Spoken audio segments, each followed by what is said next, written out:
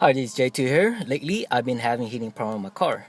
Usually, the car will heat up when the engine is on idle or the AC is on, and the temperature gauge right there will go up.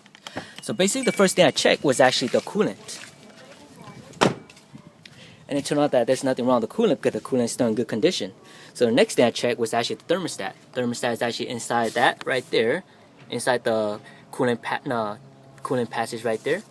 So I took it out, tested with boiling water, and it still worked. So the next thing I took a look at was actually the engine coolant temperature sensor right there. And it turned out that thing still worked too. So the next thing I took a look at was actually the water pump right there. The water pump is actually located right there by the engine. And to know that the water pump is still working, it still pump water. So the next thing was the radiator. And there's nothing wrong with the radiator, no rust or nothing. So the last thing I checked was actually the radiator fan. It turned out that when the engine heated up, the radiator fan was not running correctly. So what I did was replace the radiator fan right there. As you can see, I just replaced it. Okay, I took the car out for the test drive, and now the engine is pretty hot right now.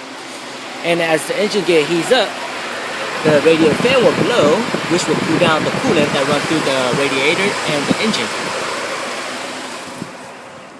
And this sort of fixed the problem, but not completely, because as you can see, the temperature gauge is pretty high right now. But not like it was before where it's really overheating. So usually when it gets to about that high, the fan will start blowing on the radiator, cooling down the coolant, which cool down the engine, and will drop the temperature down. So as you can see, the temperature is slowly dropping down.